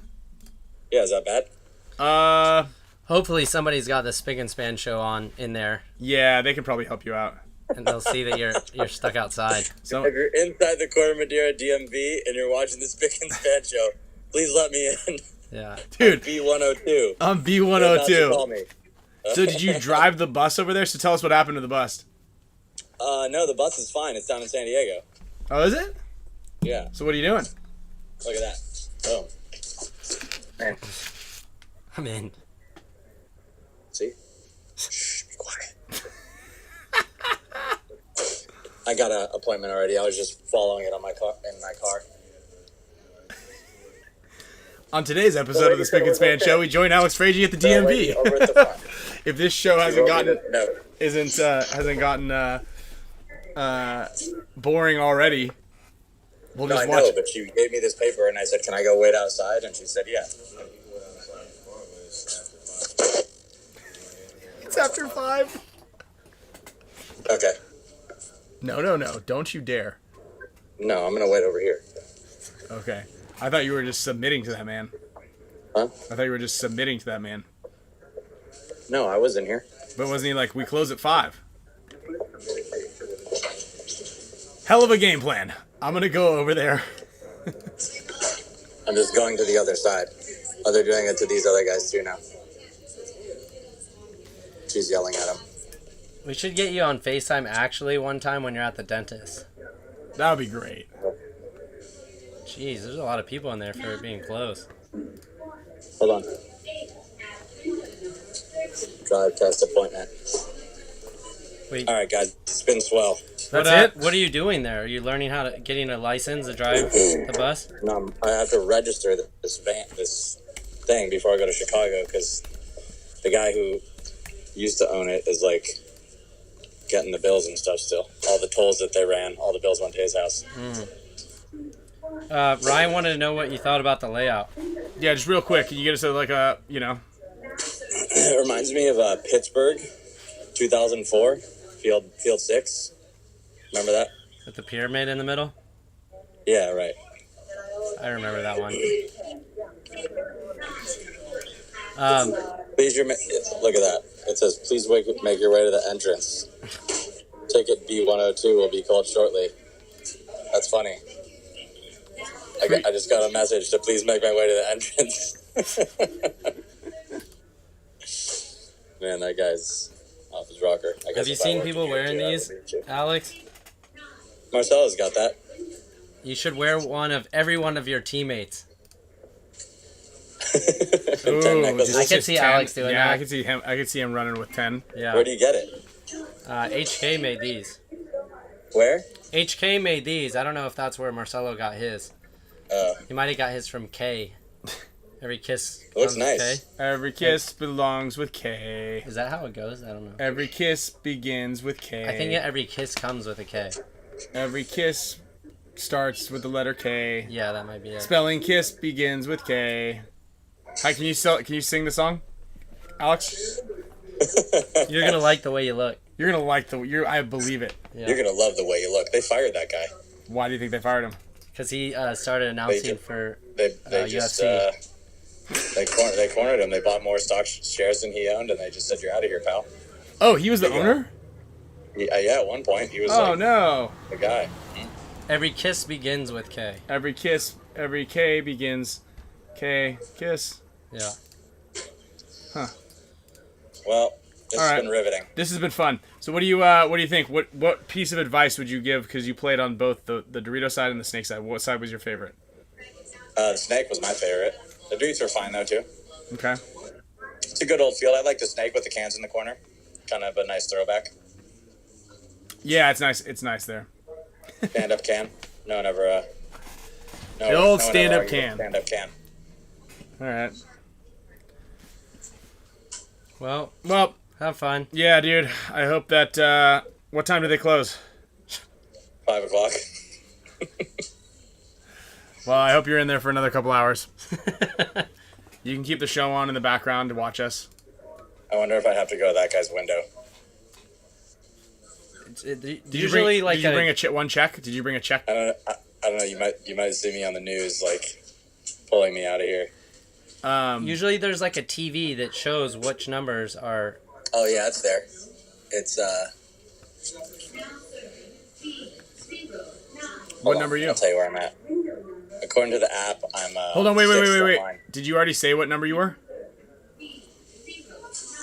I mean, I have my number on this card here. Okay, at some look. point in the show, I think I showed it. Let's do a trivia. Yeah. All right, whoever can remember my number, I'll do you a headband.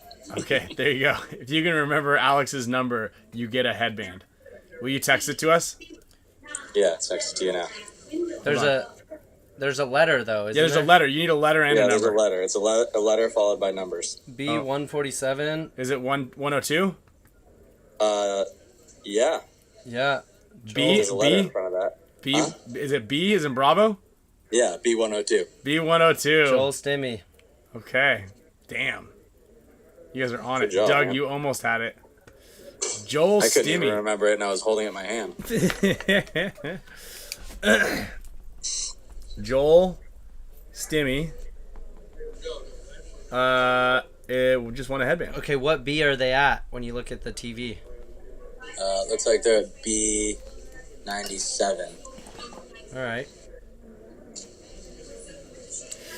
So All right, that's, well.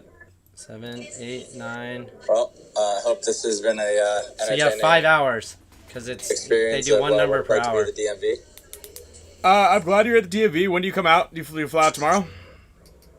Yeah, tomorrow afternoon. Well, that's really nice of you to spend the last day home with your family. Oh man, too bad about Aaron Rodgers for you, pal. I have a quarterback though. I'm willing to trade. Who do you got? Or else I'm just gonna drive those guys up on the auction board. I'm gonna keep driving them up. Who you Mac Jones. How do you feel about him? 21 points. Yeah. Oh no, 29 points. 29 points. Yeah. What do we got to do?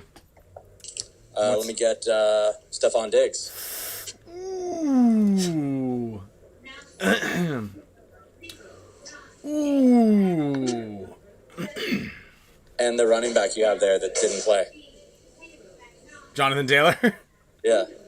The running back there that didn't play. You think Aaron Rodgers will just retire with that with the cool $75 million guaranteed? Huh? You think Aaron Rodgers will just retire now with a cool $75 million? Is he got that guaranteed? Yeah. Guarantee's a guarantee. Wow, dude. That's Imagine. amazing. Yeah. Poor guy. He ran out with the American flag onto the field, got everyone hyped. Yeah. And then blew his, yeah. We got to stretch out our Achilles, dude. You and me. I know. Nick Caputo said, "I heard it wasn't that bad on the internet." Wait, who said it wasn't that bad? Nick Caputo. The Achilles wasn't that bad? Nick Capuno. He said, yeah, the media is making it worse. Well, I mean, Achilles injury, you're out for the year, at least. Minimum. Mm-hmm. I mean, how many years was his contract? 4? Three. 3? Yeah, well, anyway, I already cut him, so he's off my my fantasy team. My season is done. Well, someone could grab him and sign him to a contract for $1. No, you can't. Nah, that's against the rules, because Dave, you ruined it for everybody. It's against the rules, dude. So, anyway. What about the Giants? The New York Giants? I don't know. Danny Dimes. Oh, that was against the Cowboys. Yeah, I don't know anything about their contracts. Alex, what's your guaranteed contract on Dynasty? My guaranteed contract? Yeah, what's your contract value? I don't have a contract. I can leave whenever the hell I want. Yeah, but what's the guarantee? Guarantee is me pay money to play on the team. It's guaranteed. Guarantee is I contribute at least $50,000 a year to make the team work. It's a good deal. It's like the inverse contract. Yeah. So anyway, if anybody wants to play on the team, it apparently it's not that expensive. We talked about that. We're like, what would it cost if someone wanted to like a Diego came in and was like, I want to play points. Yeah. Like what would it cost? Oh, I'm up. You're up. See you chumps later. All right, later, loser. Later. Bye. All right, now serving. Hang up on that fool. All right. 10. Yeah, Brian Stewart. Yeah, so there might be an opportunity for someone. $10,000? No, I think it'd be a little bit more than that. I think it's a little bit more than that. So. I like it. Well, good news, everybody. I changed my password on Facebook. So that's a good news. Mm-hmm. That's a good start. I don't know. Make sure I can still log in on this thing. What other news? We had Mark Johnson got hurt. Yep. But oh shit! Welcome. Sheriff, stop. Yeah. Oh shit, dude. How was your date? Dude, I gotta go to it. In No, come over here. Stand over. Perfect timing. We just got dropped off by the helicopter. Yeah, we just parachuted. I parachuted in. Dude, I'm not. Is this Viore? No, it's Lululemon. Oh, okay. You're too tall. There we go. We don't have any batons you could sit on. You want No. to put a baton down right there? No. I got a barrel. We could get another chair. Did you tell that story? Did he tell the story? No, and I don't think we're gonna say it I either. don't think I think we just did. Dude, what's up? Are you gonna wear those sunglasses to the date? No, I'm gonna take them off. Yeah, I wouldn't wear those things. Hopefully you remember. Yeah, I think Do you so. want some Dynasty sunglasses? I actually have a pair. Just kidding. These are 2 AA's. Dude, how was practice? Oh, you guys are. We'll talk about it after. No, let's talk about it. Well, how was practice for you? What'd you do? How'd you do? Good. Very, very interesting layout. Yeah, what's It's just super aggressive on the snake side. She can shoot everything. Did you go to the snake at all? No. Who'd you practice with? TJ Basswards. Okay. Are they going to the event? No, it's just the owner's son. He's going to the event. Yeah, Play with who? Mexican team. Oh. Yeah. Um, What did you think? What did you play? I know you definitely didn't play a snake. I did. I ran into the snake. Get out of here. Come on. For real, Let's dude? go. Yeah. Okay. Times. I bunkered meter. I got him. One time. And then I got bonus balled a bunch. Oh, man. Nice. Hey, should we make some bubble bath shirts? We've had a lot of people asking about the Dude, bubble yeah, bath a lot shirts. of people hit me up actually about it. We need to get those on the website. Okay. Let's call James. We have one to give away. I've got an XL to give away. We gotta do it. Nice. I'm gonna wear it at the event. So where are you going for your date? We're just grabbing a coffee and just walking around. You're grabbing a 6 o'clock coffee? That's so funny. I said that. I was like, what are you doing on an hour date? Dude, go to I was gonna go to Oscars, but it's gonna be an hour waiting. You're going to go to Oscars on a date? You smell like onions. Well, it's gotta be. Dude, It's gotta be. you're gonna It's a quick get date. cilantro stuck in your teeth? It's Wait, a quick date. why is there like a hard cutoff time? Well, because she's a dancer as well, and she's got a class that she's got to teach at 7:30. Gotta go to work at So she, 8 p.m., 9 p.m. so she owns this dance studio. Are you going to dance? Are you going to? Why don't you I'm go to not gonna- dance with her? It's hip hop, dude. You don't dance Oh, hip it's, the hop? I one, like it's it. the one I met with you. Dude, I dance hip hop. Yeah, the cowboy hat. Yeah, that's Yeah. a good one. Okay, why don't you go? Oh, so she doesn't want to she's not trying to have a cocktail. No, I had offered that, but She said no. yeah, Where are you gonna go? Like around here? Butter Buzz. What you should do is you should get a coffee and then Walk have her the get in your boardwalk. car or go up to Kate Sessions' park. There it is. I was gonna go with her to the beach. Like we're gonna walk. To the Okay, beach. I've got a nice little fold out Pendleton blanket that you can take up to Kate Sessions. You guys can sit up there. You can even borrow one of my dogs. No, I'm good. They're both asleep as soon as I walked in. I know because They were out. they didn't even bark at you at all. Yeah. Our guard dogs. No, Oh, dude. shit. Rose like never even woke up. They only bark at the postman. Yeah, they hate him. Yeah. But yeah, dude. So we'll see how it goes. And then, You should just throw it out there. Be like, would you also go up to Kate Sessions? Have you ever been? If she's never been to Kate Sessions, Is she you could around take from her. around here? I said, yeah, she lives here in PB. Oh, she's probably Probably been not there. there. No, a nice little walk down the boardwalk. Like, have you been down the pier? No. That's pretty fun. Do you want to borrow Is one it? of Sloan's fishing poles? No. You go over there and be like, hey. And then you can bring your gun and be like, hey, I'm allowed to carry this gun because I have a fishing pole. Yeah. That's a law, by the way. yeah. Brian Stewart, if you're still in there, can you double check that law for me? I'm fairly certain that's a thing. No, but Dude, so tell us about fucking keeping the world a safer place. dude, it's great, dude. Yeah. I'm getting after it. Are you? Yeah, I didn't think the courthouse was gonna be fun, but it's actually super fun. Like, Right? People are wild. How is And Judge you get to Judy? listen to Is she some- like funny and or Judge- she? I've been working with a few judges, and dude, it's wild. Yesterday, this lady just sentenced her like nothing, just 24 years. And then what'd you do? Fucking put handcuffs on her and took her in. Took her to jail, dude. Okay. Wow. Dude, it was wild. Wild. See you later. Yeah. So I mean, not really. no, I mean I it remember is. that one See you guy. later. One guy. He's good or? The one that I told you about. Yeah. Don't share too much. No, I can't. Let's I not can't get- yet because come on. they reach a verdict tomorrow. Oh, okay. But after tomorrow, I'll Let me be know. able to. Let me know. But he testified. Dude, wild. Stop. No, I'm not. I can't. I'm not gonna give any details.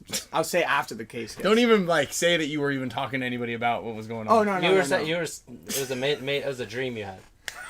You were telling me. You're right. So we're live here. Yeah. Sit back down, dude. They can't see your head. No, my legs are going numb. Oh, take a knee. Do you want to? No, that's all right. We got like a bean bag or something. Like we're there's a right here. box. You could sit on this Is that good? mannequin. That's. I'm not college size. You look like one of those like on Halloween if we had like a candy jar right here. We can lower down here. No, Oh, there we go. We can actually just do this. Yeah. There we go. We could have gone up with it if you want. No, I don't like you standing up that high. Let's go a little lower. I don't think I'm as low as I can go. Anyway. But yeah, dude. No, it's fun. So- And then just a bunch of people like walking into the jails. Just, I mean, What to the courthouse are you at? El Cajon. El Cajon Courthouse. So Brian's a lawyer. Who? Brian Stewart plays on the long shots. Oh, Brian Stewart. Yeah, I'm in El Cajon. El Cajon. El Cajon Courthouse. Safer. Dude, people just walking in with like freaking like massive like felony warrants, just like not even knowing. It's wild. Yeah, like I feel like if you've done something bad, you know. Yeah. Well, yeah. Like, I feel like don't you? Do they not send mail to your house and be like, hey, you're, or maybe those people just aren't quite up on their. I don't know, dude. People just it makes sense. Like you think I'm like mentally disabled, but until you see these people, you won't. It's wild. Dude, Scott told me this pretty funny story the other day. someone that he knows. That's all I'll give. That lost his wallet, and then he got pulled over like a year after he lost his wallet, and the officer was like, you have a suspended license. And like, why? What do you mean? He's like, you got a DUI. You're not supposed to be driving.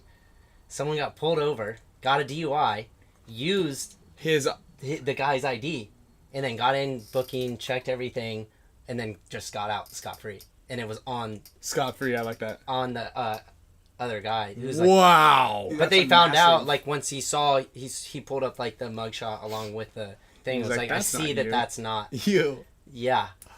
What? But imagine that one guy probably... Dude, that guy skating. Yeah. No way. That is such a great move. That's wild. I mean, it wouldn't work for me, like Kyle and you, but me and you, maybe. Like, dude, there's no way. Yeah, like... There's no way. Oh, I don't know why it says 6'2". It's just, that was a mistake on my ID. Yeah, right, Kyle? You can say whatever height. You can say whatever height you want. Yeah. Why does the height not match your physical height? I'm going to put 6'5" on mine. Wait, dude, how hot was it in Texas? I mean, in Houston. It was. No, he was in Houston. I was in San Antonio. It was a smooth 105. Every day. I mean, it was 99 degrees when I landed at 8 p.m. Yeah. It was hot, dude. It was hot. That's miserable. Yeah, it's pretty hot. Did you guys win? Did you guys win the tournament? Yeah. Okay, cool. Yeah. But we're gonna be extra prepared because it's cool. It's like 75 degrees out there. Chicago. It's gonna be beautiful. Are you coming? Yeah, dude. So check this out. Let's so hear I was it. supposed to work. Go. So I was supposed to work next Saturday. I like that. Yeah, I was supposed to work yeah. next Saturday. Dude, I love it. Love my supervisors. Okay. I was supposed to work next Saturday, and they were like, "Hey, since you have this paintball event, just work this Saturday, and we'll give you Friday and Saturday off next week." No shit. So I'm gonna be there. I fly out Thursday, so I'll be there. So you'll be there the whole time? The entire event. Dude, isn't that wild? The courthouse is open Saturdays? No. It was like a regular one-time class they have to do as an officer. It's like an officer wellness class, What? and it so happened to fall on that Saturday. Dude, that's great. I've got a pair of cleats for you. Thanks, Freshies. dude. What size are you? 11. I feel like you should know this, man. 11. 11 and a half. 11 and a half. I got you 11. Depends on the day. Okay. I got 2 pair. One is for you, one for Oliver. Wait, he's coming? No, but we got him some cleats. Oh, okay. Yeah. We got him some cleats because he was complaining that he didn't have cleats. So I put him on the list. We got him a He jersey. doesn't wear New Balance. I know. I normally wear Nike too, but the New Balance ones are actually Dude, they're not bad. nice. They're comfortable. Pretty I think nice. he's coming around on it because he's like, hey, do you think I can get some of those? They're actually pretty comfortable. Yeah. If anybody wants to get their hands on a pair of New Balance cleats, there is a link down below, and there's an access code. You got to put 2023 to enter the Dynasty store. But click the link down there, put the access code in, and you can get yourself a discount on the FRAIGE LX cleats that we wear. To answer your question, Sal, I was actually starting to say this right before Damien walked in. Mark Johnson hurt his knee and wasn't able to play in Europe pretty much the whole time, right? Yeah, that's what we talked about, yeah. And he thought he was going to be out for the tournament. He got home, it was feeling a little bit better. He went to the doctor, and he's like, you're good to go. So he played all weekend, didn't have any issues, so he's going to be playing. But J-Rab is still out. Who else? No Damien Ryan at level practice, so we're not sure if he's going to be at the event or not. Sounds like he's either out for this event or possibly even out for the season. Not an injury, but he is certainly out. Mikey Urena is out for the event. Oh, for the event too? Oh, yeah. With a funny injury. Oh my God! That was just a weekend. He hurt himself bunkering somebody. He hurt himself bunkering somebody else in Paris. Had a awkward dive into the snake. He jumped over the beam, and the ground was really hard out there, and so he injured the jewels. The jewels hit. The McNuggets. Yeah, the jewels hit. They came out hot. So no Mike Urena at this event. Dude, poor guy, man. He was pretty sad. He was hurting, dude. He was like, I think I forgot to tell you, but like he was like, because he was helping us pit on Saturday, and he's kind of watching games, but he's just kind of like cruising around slowly. And on Sunday, we're like, all right, like, you can just at least come out to the event, right? And he's like, I think I overdid it yesterday. Like, I can barely walk right now. Dang, he's in so much pain. It really sucks, man. Testicle. It's not gonna feel good. Yeah. So hopefully that fixes itself without getting into any real detail. But yeah, it's painful. It's really painful. It hurts to talk or walk and sit. So yeah. Yeah, it's basically like it's like he got kicked in the nuts, but it's just over and over every day. An all day feeling. It's like kicked in the nuts about 6 times. But it's like every time you take a step. Yeah. Oh. Gosh. He works like pretty. Yeah, he works full time. I'm sure he's probably not working. And stuff. Yeah, I don't know. I don't know what he's doing. So, yeah, we were without Mikey the bully, but this is a great snake for Arturo. Harry was slithering around in there like a wild little Flopped like a fish? Was he flopping like a fish? He was flopping like a fish. Then we got Alex, dude. Alex was dude, he played so well in the snake. It was crazy. And then Skinny's like, go over play on the Dorito side. But he certainly was probably. It just seemed like it was simple for him to play over there. Not to mention he tried to play in shorts the first day. It was so hot. I saw that. That was ridiculous. Do you want to wear this on your date? I'll let you borrow it. What number are you? What is 28? 85. Oh, you're 85. I got 81. 22. I got 81. I'm 22. Do you want 81? I don't want 81. How about you're 18? How about 18? It's close. It's close. Nah. Okay. It's like I'm not gonna get your signature signed on my butt. Dude. That was wild. Unleash the Harry. Well, let's get some bubble bath shirts up on the site. We're gonna talk to James and we'll get those things going. How are your knees doing? Yeah, dude, you're gonna be going on a walk a little bit. Yeah, take a second. What are you doing after the date? Coming back over here, dude. Hell yeah, that's great. Are you gonna sleep? Am I? I mean, well, probably. Probably asleep like 7. Well, not probably. Yeah, because I'm old, right? Is that what it is? But still. Well, here, let's do this before you leave, because I know that you got to go walk around on your date. Sounds like a freaking hoot. If you dude, I'm actually stoked. Sounds like a freaking hoot. Let's find the wheel here, because I want you to give us the when someone wins. Oh yeah. I want you to yeah. Let's see here. Where is? Let's go with a new window for the wheel of names. Oh, Chad George also rolled his ankle. Oh, on Chad Sunday. George. Is it the same one that he rolled that no, one time? No, it's a good one, but oh my god. I think he's gonna be all right. I think he's gonna be playing the event. He just didn't play for the rest of the day. Everybody's injured, dude. Isn't it crazy? Like, I don't ever get injured. Why would you say something like that? Well, it's just wild. You see me play. I flop like a fish too. Yeah. You do. Yeah. You are a little fish. It's weird. All right, so we are going to spin the wheel. Damien is going to give which button is it here? All right. Can you read that name? Brian Alexander Peralta Ferreras, dude. Hold on, I feel like you have to roll that. Ferreras. Yes, dude. Do it again. But Ferreras. Dude, you just won a prize, my man. You just won an XL bubble bath T-shirt. Yeah. Brian, this is gonna take me a while to transcribe this. That's a long name, dude. Yeah, Brian Peralta Ferreras. Okay, and just as a reminder for those of you who are members of the show, A, thank you very much for all your support, and then B, maybe we can bring this down so we can see you a little bit better. Gotta come down to that. And B, it's nice down here, right? It's cool. It's a little, yeah, it's cooler. Yeah, It's like heat cooler. rises. Heat rises, that's right.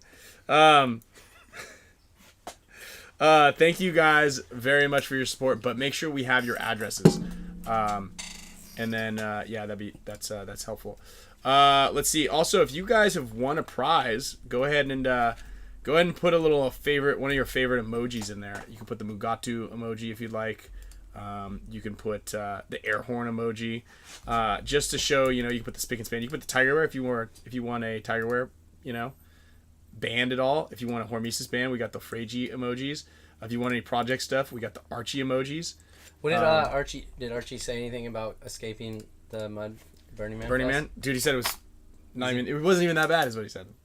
Dude, Archie's a trooper. I'll tell you what, it doesn't seem like Archie would be a trooper. Archie's a damn trooper. Yeah. He's just like, everything is just no big deal. Just like, yeah, no big deal. What do you guys easy. It would be turned into like. Let's give a Matrix T-shirt away right here. Got stuck. That's fun. I don't know. There's to a Matt lot Condor. of distance that you have to travel. like to get to different areas of Burning really? Man. Typically, There's you like have to bike. 70,000 people are there. Dude, we should go in here. Yeah. He almost went this year. I I almost went so this year. wish you went this year. This would be I like the would've been perfect time. miserable. You'd have been miserable. Dude, we gotta go.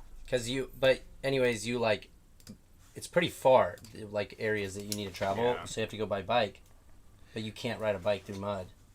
So, it was, and then everyone got stuck there for like 2 extra days. You couldn't leave because the cars were stuck. They couldn't get out. And, you know, It just seemed like it was just not that great, you know. It just didn't seem that great. So let me ask you this: when you're at the come on back there. Hey, do you want to try one of these new nectars? These are good. Dude, Try that one. Just I don't don't swallow need it. any more nicotine. I mean, There's no not nicotine in it. Caffeine. You're going to have a coffee. I drank 3 Celsius. He's going to have 3? coffee right now. 3, dude. Sheesh. And I bought an espresso machine, so I drink a lot of coffee in the morning too. I'm sorry. Say that a little faster. I bought an espresso machine. A commercial you sweating? espresso machine. Yes. It is hot. I thought it was kind of nice here, right now. Well, we got a new flavor. Smell it. Just smell it. Grab those nectars. Grab the pink ones. You could take one. Smell it. They're really good. Am I supposed to like open it and smell it? Or do I think you can smell it through the package. We have one that's already open. Wait, yeah. You You know what it smells like? It smells don't. like Berry Blast. Dude, it kind of tastes like, I think what a berry. I don't know what berry blast is, but I do believe. Is that what it says? Yo, so I'm not gonna lie. I swear, whenever you said that you guys are gonna be on a plane, I was like, dude, that sounds sick. But then I thought about it. I was like, dude, they don't have Wi-Fi on a military plane. Why don't they have Wi-Fi? How is that possible? they How do they have don't. all that other stuff and they don't have? Military grade, everything is horrible. You can get something in Walmart that's better grade than anything that's military. I feel like I don't know. believe that. I mean, I've been on a bunch of like C5 and C-130s. Maybe and they don't they're- give you the password to the No, Wi-Fi. they give me. they don't give you. They definitely don't give you the password because Yeah. they know what you're doing with it. Or you have to buy it. Did you notice in that C-130 the Wow. toilet's like there's not a room. You're just out in the Wait, open. there was a toilet? Yeah, it was like where you were sitting. It was to the left of you. I meant to point that out. I just forgot. I didn't even think about that. It's like out. It's just like you go sit on it, and then it just goes out in the, yeah, and out it's in like the world. yeah, it's just you're facing everyone, Do you just have one? No. right? That's how it Don't works. swallow this The one. bathrooms on those military planes are not like closed off. It depends on what plane you go on, but they normally just get released into the air. Released into the air. Yeah. The one we went on had a jacuzzi and a bowling alley in it. Yeah, it was a pretty nice one. Have you been on the C5 Galaxy? Is that the one it is called, the C5? Galaxy? If they call it the Galaxy. Yeah, he They did. said- The one that I was He on said there was C5. one. He said there was one like you could play like a football game in it.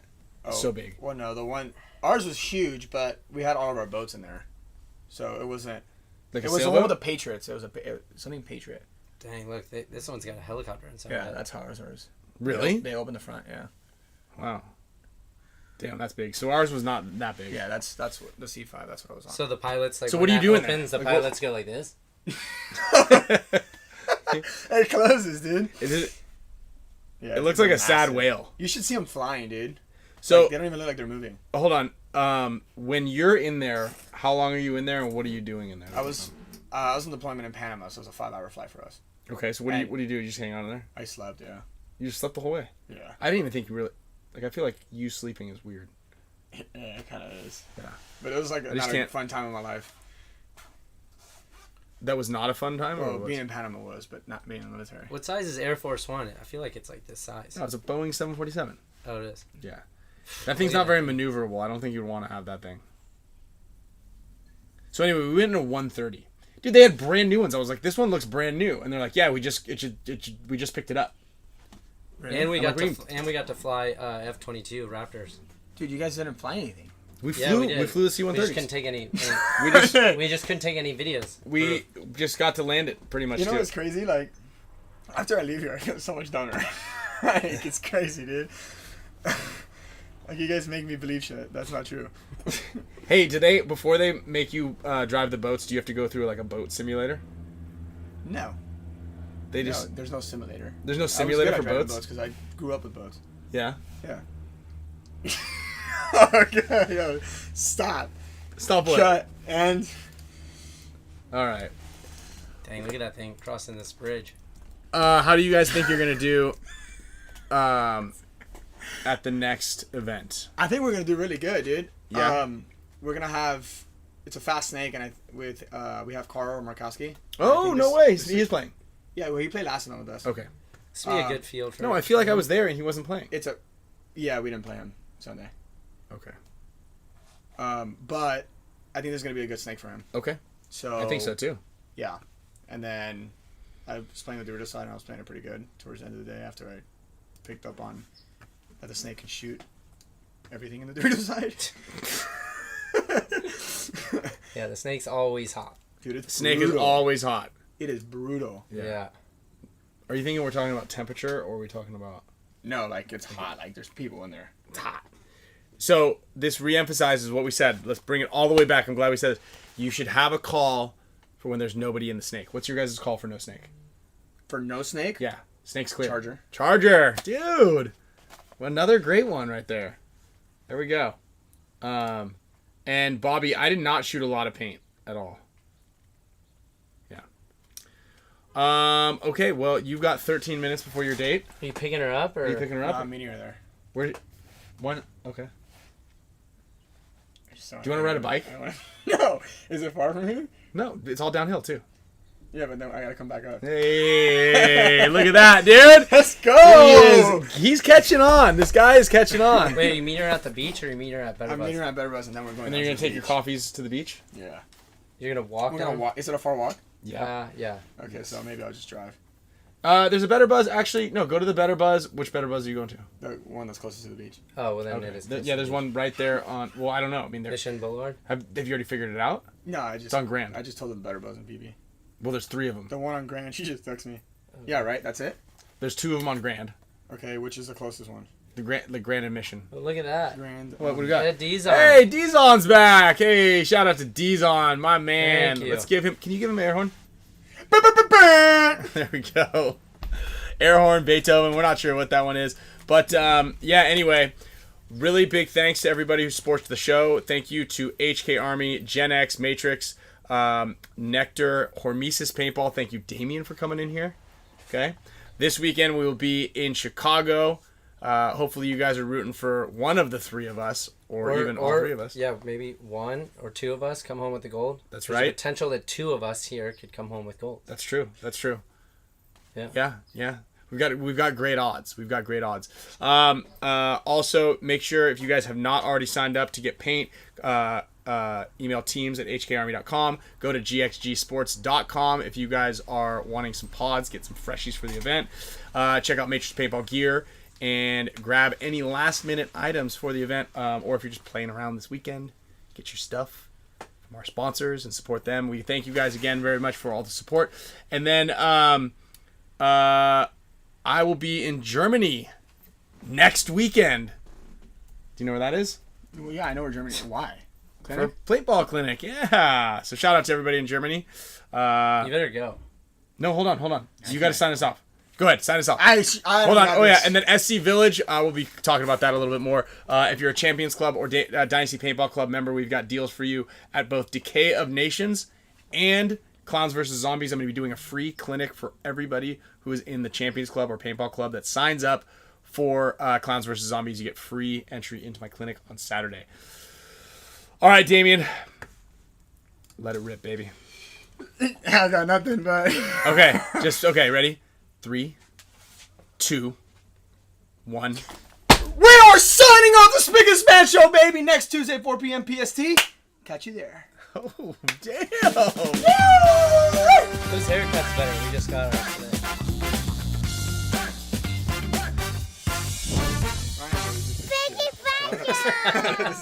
His looks a little better because it goes from right. that to this. His looks better. It looks like he combed his with a vacuum Well, cleaner. he's... no, I say yours looks better because it...